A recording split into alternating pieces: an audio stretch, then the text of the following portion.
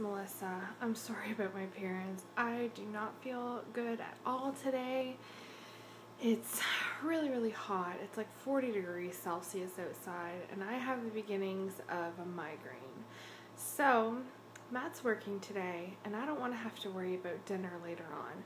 So what I'm going to do is get some ingredients together and throw some food in the crock pot to cook, and I'm going to share with you my recipe. This is going to be a variation on chicken pot pie, but a stew version and in the slow cooker. So let's get started. Here's what you'll need. I have 3 potatoes that I need to wash and chop up. I have some garlic, onion, 1 can of cream of chicken soup, some chicken broth, celery and carrots. My chicken is over in the sink, and you're also going to need about a half a cup of milk. And I am going to use frozen corn, but that's obviously in the freezer. Okay, so here I have 3 potatoes into bite-sized pieces, just roughly chopped, 2 carrots, 2 sticks of celery, and 1/2 of a medium onion. So I'm going to add that to the crock pot. My chicken is already in there. So I've added my corn into this. I didn't measure. I would assume maybe half a cup, 3/4 cup. I'm not sure. You use however much you want.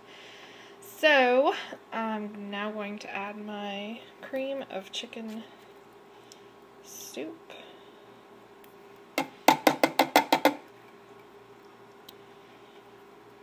Okay, and to that I'm going to add my chicken broth.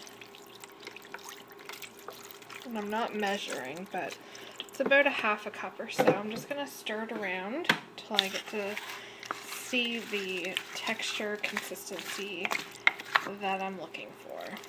I'll be back.